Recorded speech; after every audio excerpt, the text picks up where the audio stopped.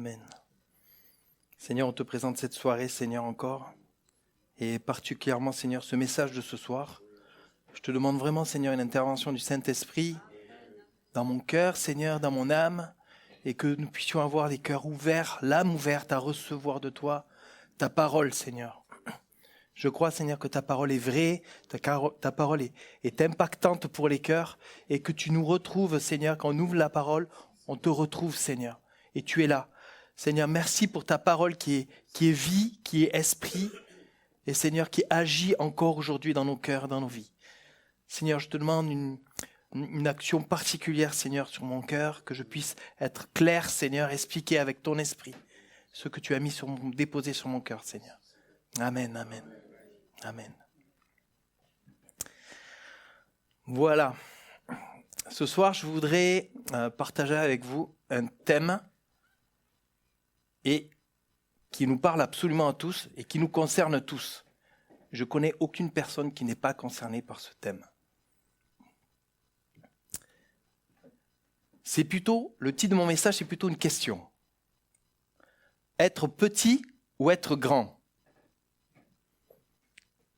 C'est une question d'humilité. Est-ce qu'on n'a pas besoin d'humilité dans notre vie?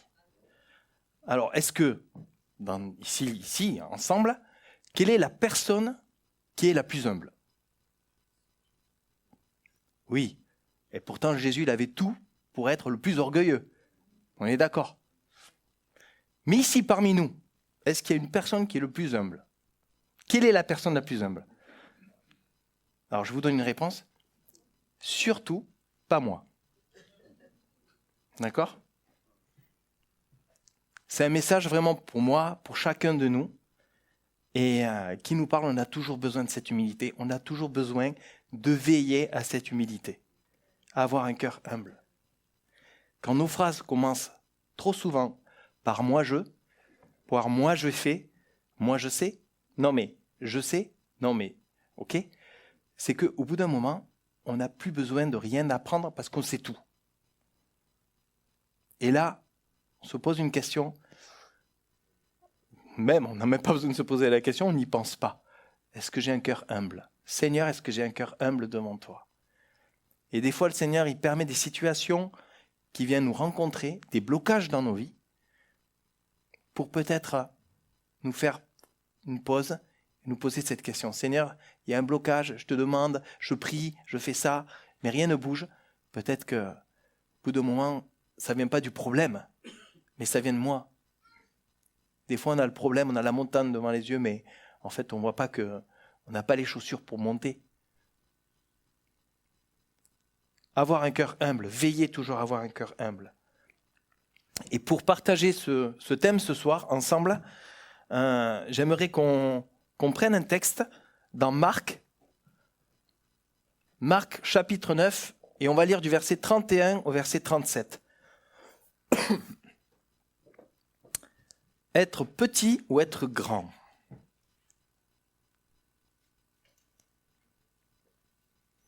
Marc chapitre 9, du verset 31 au verset 37.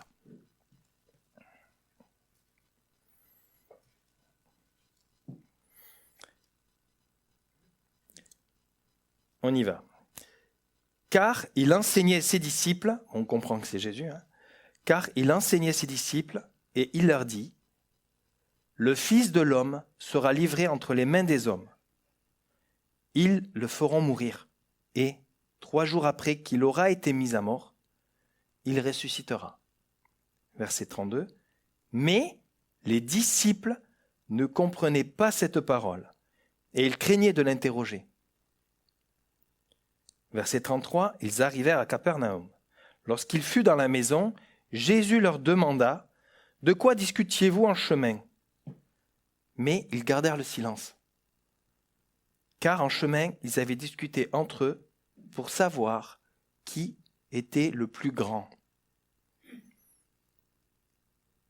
Alors, Jésus s'assit, appela les 12 et leur dit, « Si quelqu'un veut être le premier, il sera le dernier de tous et le serviteur de tous. » Et il prit un petit enfant, le plaça au milieu d'eux, Et l'ayant pris dans les bras, il leur dit, « Quiconque reçoit en mon nom un de ces petits-enfants, me reçoit moi-même. Et quiconque me reçoit, reçoit non pas moi, mais celui qui m'a envoyé. Amen. » Le premier point que je voudrais partager avec vous, c'est celui-ci. Un piège à éviter. Un piège à éviter. Quel piège? On vient de lire qu'au verset 23 au verset 24, il y avait un sujet de discussion qui était très important pour les disciples.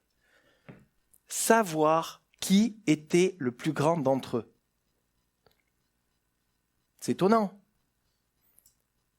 Regardez, Jésus leur annonce qu'il va mourir, et eux, ils disent, ok, et qui c'est le plus grand d'entre nous? C'est quand même assez étonnant. Il leur annonce sa mort, et eux, ils disent, ok, ouais, bon alors, Pierre, c'est toi? Non? Nathanaël, c'est toi? C'est moi? C'est incroyable. Alors, pour comprendre comment cette question est arrivée, il faut que je vous parle un petit peu du contexte. Donc, on va prendre un peu de hauteur et on va s'arrêter rapidement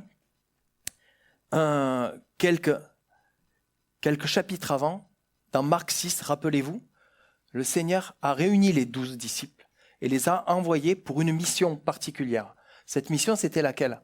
C'était annoncer l'évangile, ok? Et il leur avait donné autorité pour guérir les malades, pour chasser les esprits mauvais. Et il les a envoyés. Et ils sont partis, 2 par 2, et ils ont fait cela. Et qu'est-ce qui s'est passé? L'œuvre de Dieu s'est faite.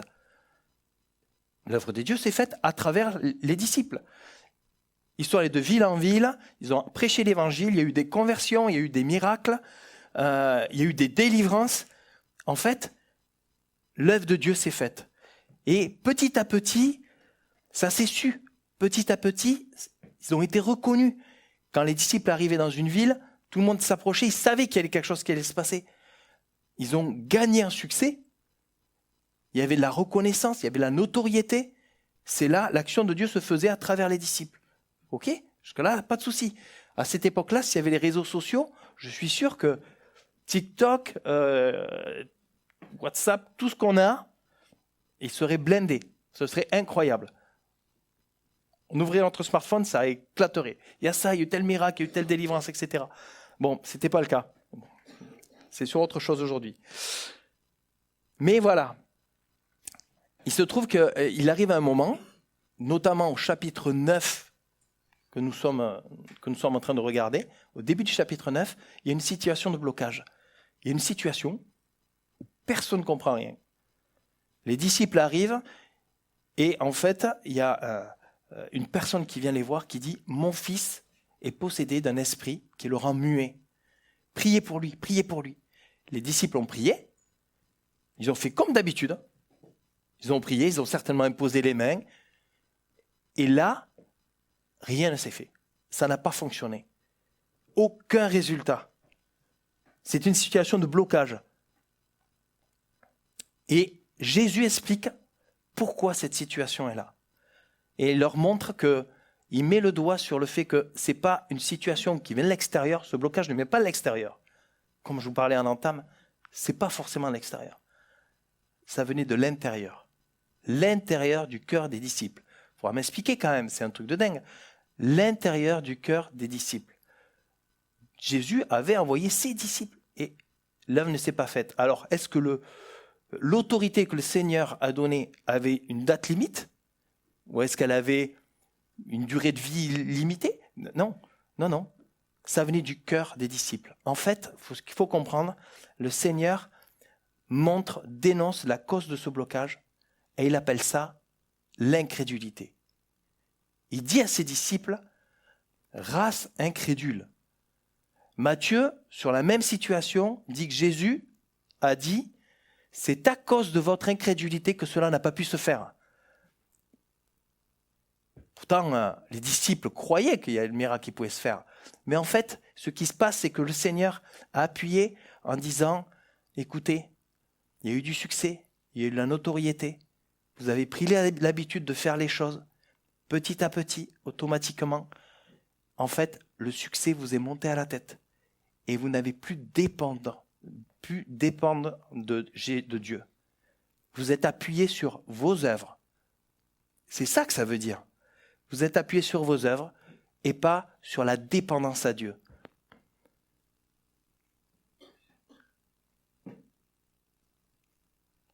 En fait, les disciples avaient cette suffisance.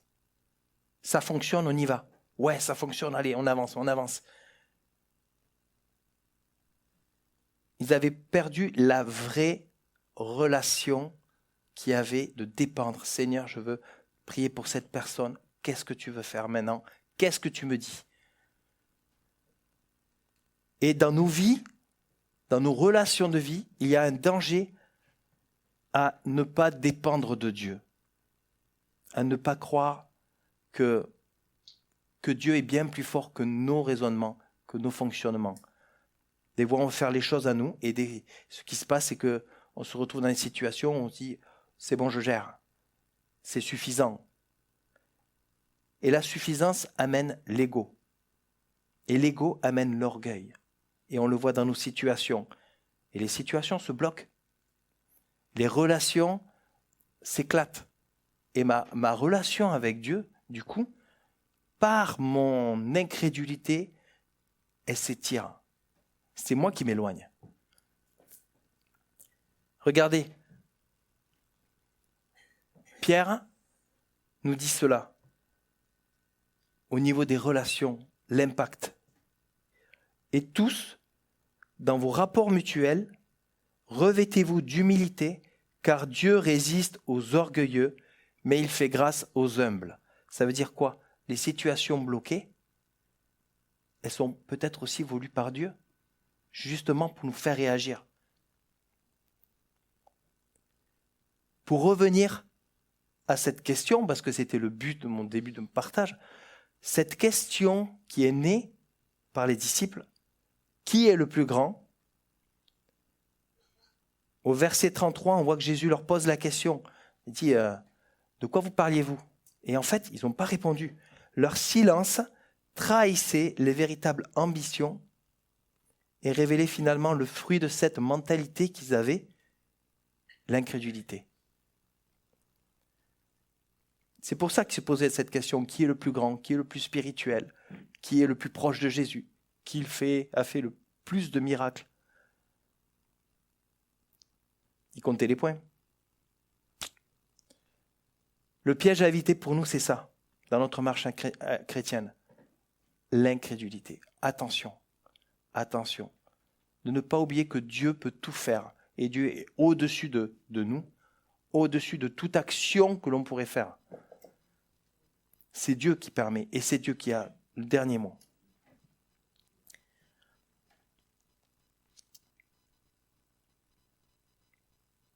Et il y a une importance à comprendre que ça, c'est quand on dépend de Jésus, quand on dépend de Dieu, l'incrédulité, elle n'a pas de place. Dépendre du Seigneur, c'est lui faire confiance dans toutes les situations, et ça protège ma foi, ça protège ma vie, ça protège mon intimité. Regardez au verset 35. J'aime beaucoup les premiers mots. Alors, il s'assit. Alors, Jésus s'assit. Est-ce que vous avez remarqué que quand Jésus s'assoit, c'est pour quelque chose d'important? Là, on marque une pause. Écoute, je vais te parler. Assis-toi. C'est important, c'est un fondement, comme on a dit dans le chant de ce matin tout à l'heure. C'est un fondement pour ta vie. Écoute bien.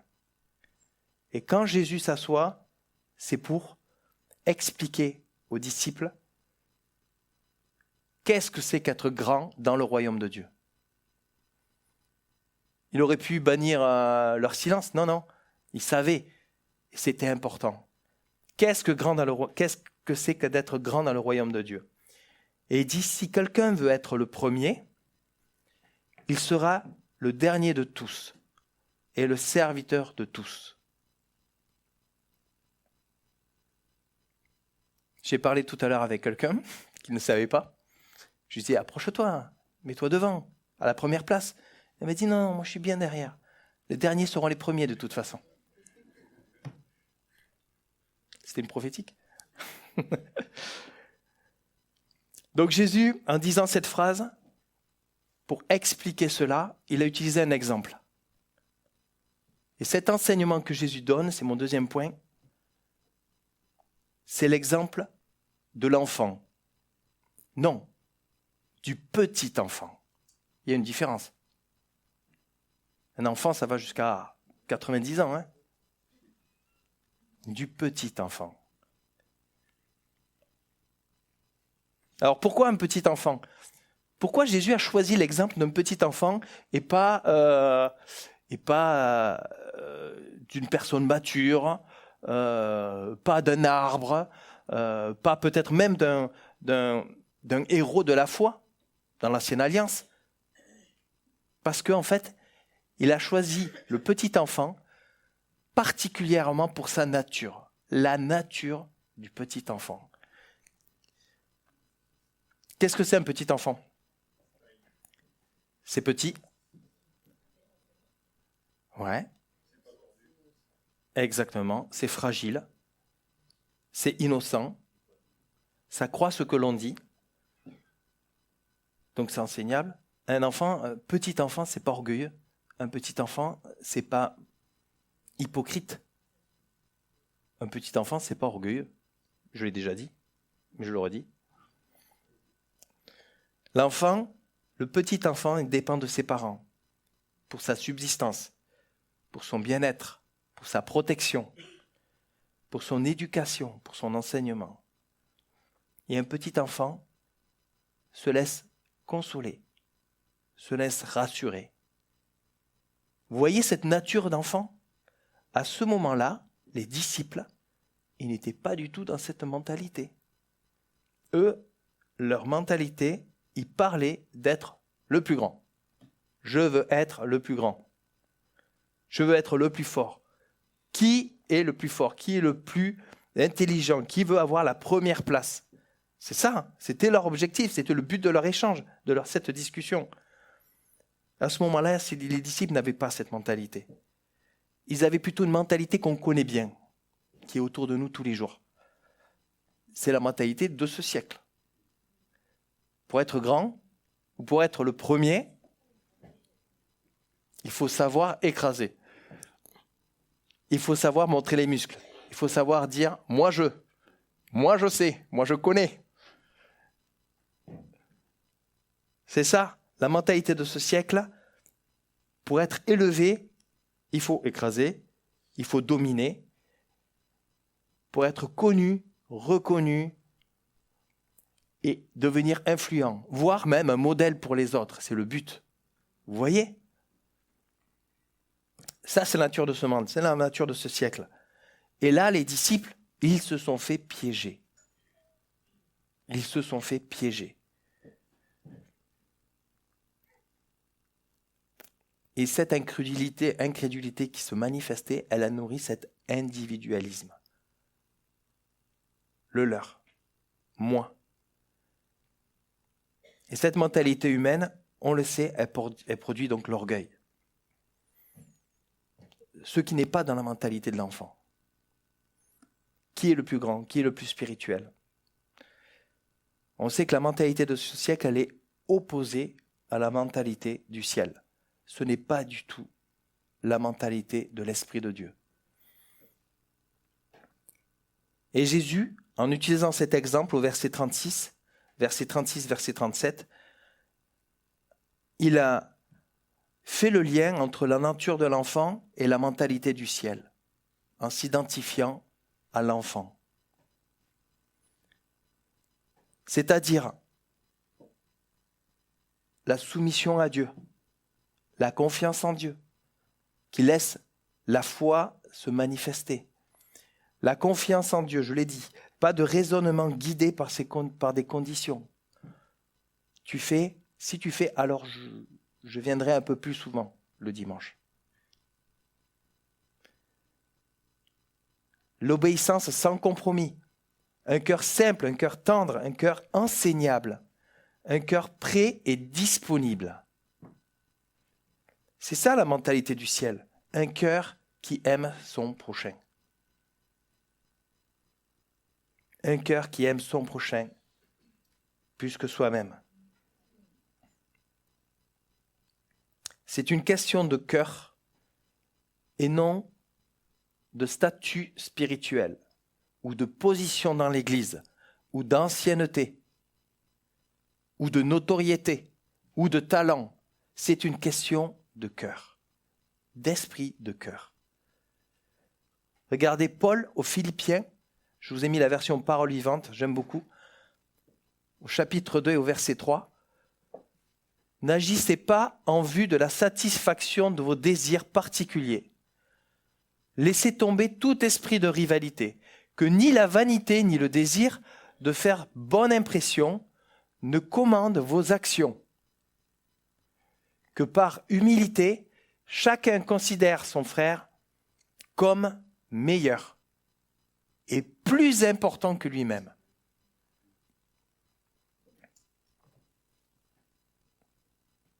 Accepter Jésus, accepter ce cœur de l'esprit, de la mentalité de ciel, cette mentalité du ciel, c'est accepter de devenir humble.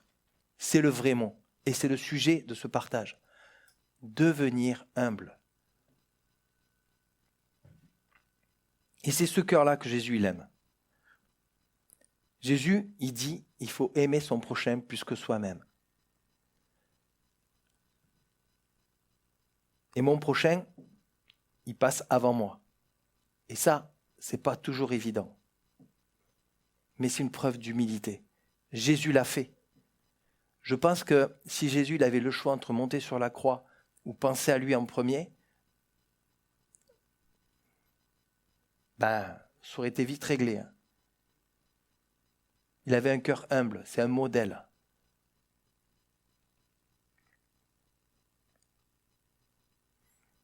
Regardez Paul aux Philippiens aussi, chapitre 2, verset 4. Ne pensez pas seulement à vos intérêts personnels ou à l'avantage que vous pouvez tirer des autres. Désirez au contraire le bien de votre prochain et prenez ses progrès à cœur. Amen. C'est un encouragement pour l'Église. C'est un encouragement pour moi. C'est vraiment ce que je veux mettre tous les jours dans ma vie, chaque fois que je rentre ici.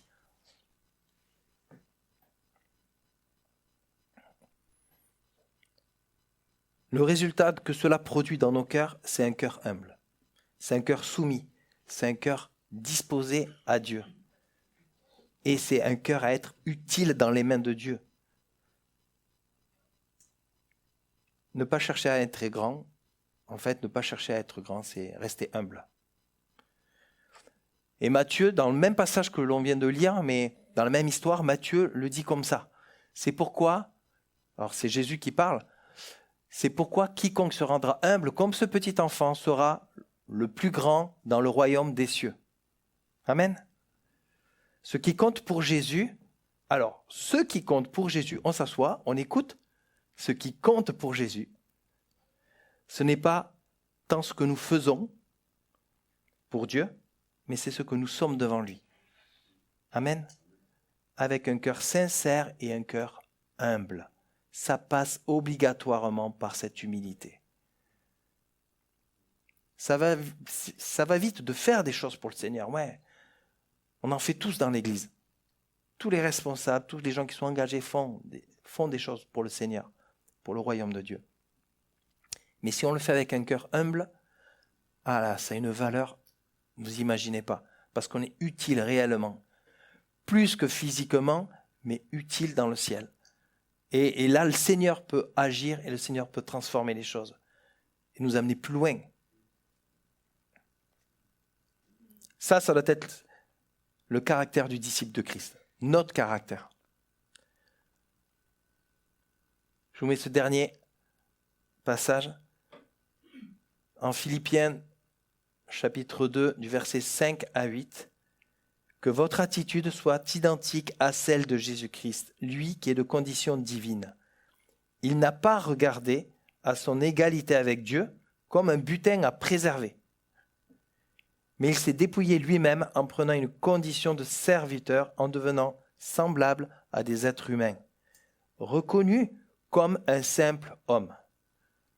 Il s'est humilié lui-même en faisant preuve d'obéissance jusqu'à la mort, même la mort sur la croix. L'enseignement de Jésus pour chacun de nous, c'est celui-là. La qualité de cœur que l'on doit manifester pour être le plus grand dans le royaume de Dieu, c'est avoir ce cœur humble que le Seigneur nous parle.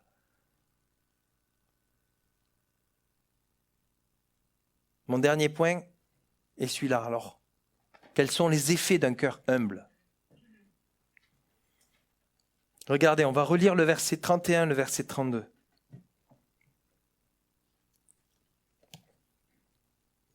Le verset 31.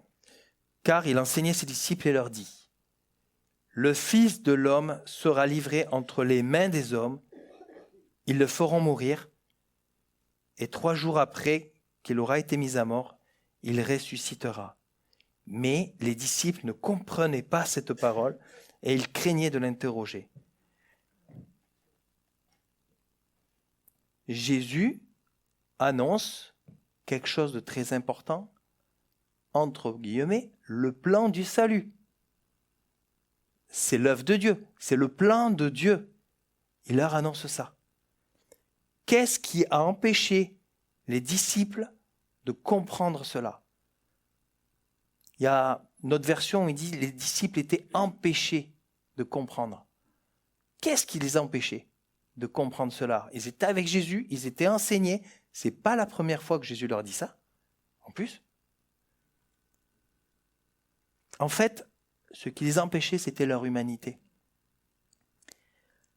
Ils ne comprenaient pas parce qu'ils aimaient Jésus. Ils ne voulaient pas que Jésus meure. Ils ne voulaient pas accepter ces paroles que Jésus devait mourir. C'est logique. Ils ne voulaient pas entendre ces paroles. Ce n'est pas possible. Ils aimaient Jésus. Dans Matthieu 17, il est même dit que les disciples furent fort attristés. Donc ils ont entendu la moitié. Mais ils ont refusé de croire et d'entendre cette parole. Et ça, c'est... Quand on refuse de croire, ça s'appelle comment déjà ? L'incrédulité. Vous voyez ? L'incrédulité de cœur, elle s'est manifestée et c'est à cause de ça qu'ils sont passés à côté de quelque chose d'extrêmement important, la révélation du salut pour chaque homme. La révélation du plan de Dieu. À cause de ça, parce qu'ils ont dit non, moi je veux pas. Pierre d'ailleurs a dit, Seigneur, je suis là, t'inquiète, il t'arrivera rien. Vous vous rappelez ? Pour nous, ça nous apprend quoi ? Que si on veut avoir les révélations de Dieu pour nos vies, les déblocages pour les situations, dans nos vies, dans nos relations, il faut revoir cet aspect de l'incrédulité. Quand on entend le Seigneur nous dire quelque chose, on dit « Ok Seigneur, oui. J'ai pas envie, mais oui. Parce que ma chair, elle n'a pas envie. C'était leur chair qui n'avait pas envie, c'est leur humanité qui n'avait pas envie. S'ils étaient 100% spirituels, ils ont dit « Ok, Seigneur, tu dois mourir, pas de problème, c'est le plan, pas de souci. » Non mais c'est logique. Les révélations spirituelles que Dieu a en réserve pour chacun de nous, c'est pour des cœurs humbles. Du coup, l'incrédulité, qu'est-ce qu'elle fait ? Elle bloque la révélation. Attention d'être vigilant, attention de veiller à cette humilité. Il y a un autre aspect. Qu'est-ce qui préoccupait les disciples par rapport au verset qu'on a vu ? Est-ce que c'était la mort de Jésus ou c'était leur place ? Leur position. Si Jésus meurt, il n'est plus là. Ok ? Si Jésus meurt, il n'y a plus de question de place à ses côtés. Si Jésus meurt, il n'y a plus de question de notoriété, de lien. Donc tout est fini. Il ne reste plus que moi et mon humanité, moi. Si Jésus meurt, c'est la fin. Si c'est moi, c'est ma source. L'orgueil prend racine dans l'humanité. Et ça a alimenté cette discussion, ça a alimenté cette réflexion, cette discussion. On dit souvent que l'orgueil, c'est le poison de l'âme. Tout démarre par là. L'orgueil est le poison de l'âme. Et Paul met en garde contre l'orgueil. Regardez, il écrit ça aux Romains. À cause du don que Dieu m'a accordé dans sa bonté, je le dis à vous tous. N'ayez pas une opinion de vous-même plus haute qu'il ne faut. Ayez au contraire des pensées modestes, chacun selon la part de foi que Dieu lui a donnée. Dieu ne peut pas utiliser quelqu'un d'orgueilleux, parce que l'orgueil m'empêche de dépendre de Dieu. Je n'ai pas besoin de personne si je suis orgueilleux. Je suis suffisant. Et si on cherche Dieu uniquement pour qu'il gère nos affaires, nos conflits, nos problèmes, en fait, on est foutu. Le Seigneur n'est pas un distributeur de miracles, clairement. Lui, ce qu'il veut, oui, il veut t'aider, bien sûr, mais il veut d'abord passer à travers ton cœur et avoir accès à ton cœur.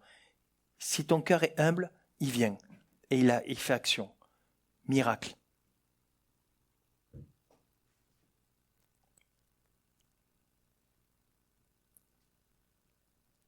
Si je veux être un disciple ou un témoin utile entre les mains de Dieu, il faut que je recherche Dieu, pas pour qu'il gère mes affaires, mais pour qu'il vienne briser mon cœur orgueilleux et le rendre humble. Il fait cette transformation, mon cœur orgueilleux, et il le rend humble. C'est l'action de Dieu qui fait cela. Quand on donne sa vie au Seigneur, quand on dit « Seigneur, tu prends tout. Seigneur, prends tout. Je te laisse tout gérer. » Le Seigneur dit « Ok, tu me donnes accès, je vais transformer ce qui est mort en vie. Je vais enlever cet esprit orgueilleux parce que devant moi, tu es honnête, tu as un cœur sincère, un cœur qui veut dépendre de moi et je vais te mettre un cœur nouveau, un cœur humble. » Vous savez, quand les disciples, ils ont compris, à quel moment les disciples ont compris le plan de salut de Dieu. Le plan de salut, celui que Jésus leur a dit. À quel moment? Quand ils se sont retrouvés tout seuls, que Jésus n'était plus là. Quand Jésus n'était plus là, ils se sont retrouvés tout seuls. Ils se sont retrouvés dépendants. Plus indépendants, dépendants. Parce que là, ils ont retrouvé cet esprit de ce petit enfant. Avoir besoin de Dieu, avoir besoin de Jésus. Pas servir Jésus, avoir besoin de Jésus. C'est ça un cœur humble, j'ai besoin de dépendre de toi. Parce que cet état d'esprit, cette nature de petit enfant, en fait, ça leur a dépouillé de leur orgueil. Et ils sont devenus avec un cœur humble. Et c'est à ce moment-là qu'ils ont reçu cette révélation et qu'ils ont compris le plan du Seigneur. C'est important. Le principe spirituel que Jésus nous enseigne au travers de cet enfant est que le cœur qu'on doit rechercher pour que la foi, que c'est le cœur humble qu'on doit rechercher pour que la foi puisse grandir. Si on n'a pas un cœur humble, la foi, ça ne sert à rien. Si on cherche à avoir ce cœur-là, la foi puisse grandir. Cette position d'humilité, C'est le terreau pour que la foi puisse être enracinée profondément et poussée. Et lorsqu'on a l'attitude de ce cœur de petit enfant, la foi se développe. On croit, simplement.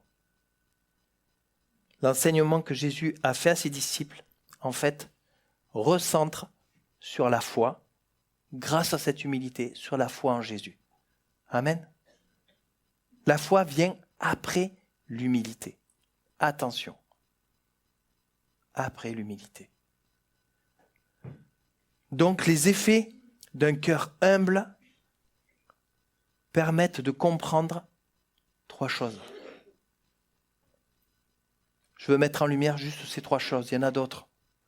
La révélation de la croix dans nos vies.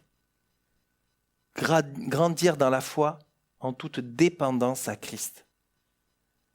Et pouvoir être utile et efficace dans l'action que nous menons pour le royaume de Dieu. Ça passe par une humilité. Si on mène les choses à la baguette, même avec de l'amour, mais qu'on n'ait pas un cœur humble, soumis, en considérant que la personne à qui on parle, elle est plus grande que nous, il n'y a pas d'effet. Ça va être le contraire. Ça va bloquer les relations. Ça, un cœur humble, on peut l'appliquer dans toutes nos relations, dans toutes nos situations de vie, à la famille, au travail, à l'église, dans nos services. Un cœur humble, c'est la base. C'est la base, c'est la fondation, en fait, de ce que le Seigneur veut qu'on ait pour notre vie. C'est pour ça que c'est important de prendre le temps de s'asseoir et de penser à cela. Est-ce qu'à un moment donné, je n'ai pas manqué d'humilité dans telle situation, dans telle réaction, dans quelle action?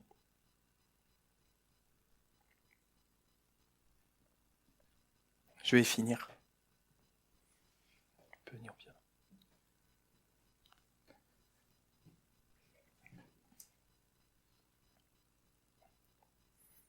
L'action que je vous propose ce soir sur ce sujet de l'humilité qui touche chacun de nous, vraiment, absolument tous, c'est une prise de position.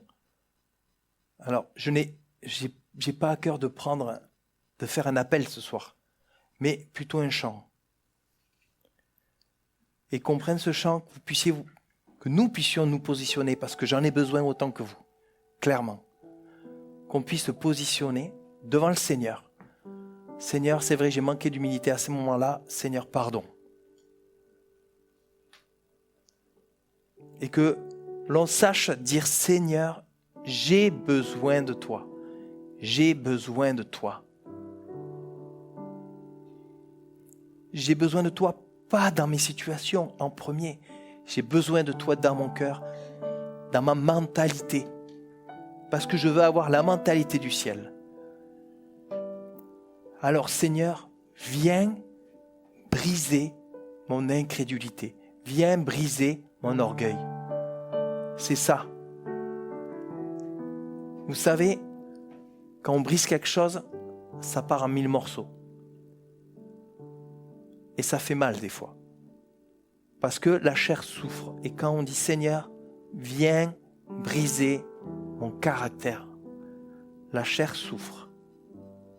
Mais le Seigneur, il vient panser les plaies, il vient amener quelque chose qui est extraordinaire. Cette humilité, parce que c'est une porte pour que le Seigneur puisse agir et faire dans nos vies des choses qu'on n'imaginerait pas, dans nos relations des choses incroyables. C'est compliqué de lâcher prise, c'est compliqué de dire Seigneur, je veux plus que ça soit mon caractère, mais que ça soit ton caractère. On le sait, mon identité, elle est en toi, je t'ai donné mon cœur, je t'ai donné ma vie.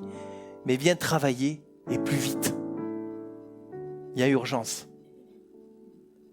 Je veux devenir comme un petit enfant. Être dépouillé de mon caractère mauvais et être revêtus de ton humilité, Seigneur Jésus. On ferme les yeux.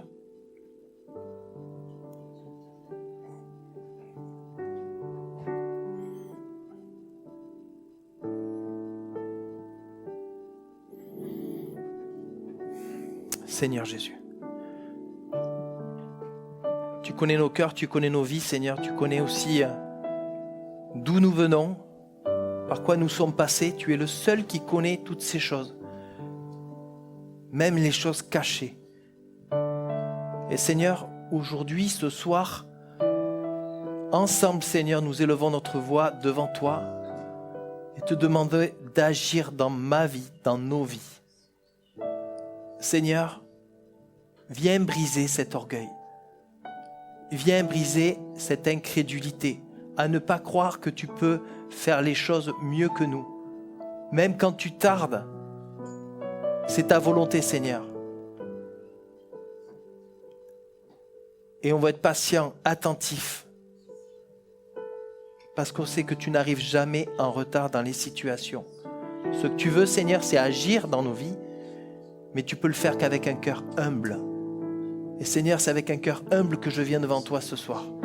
C'est avec un cœur humble qu'on vient ce soir. Seigneur, on te dit, prends tout. Seigneur, prends tout.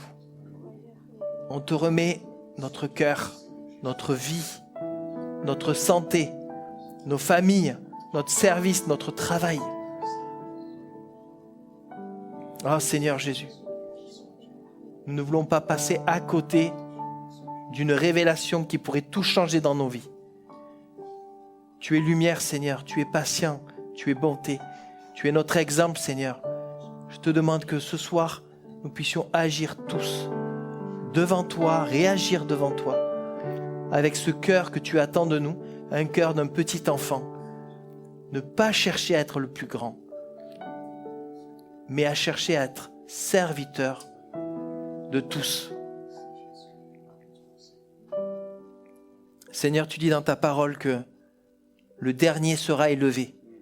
Et je crois, Seigneur, que sur cette terre, si nous voulons avoir cette attitude d'être le dernier, nous aurons une place dans le ciel que toi tu jugeras et que tu nous élèveras, Seigneur.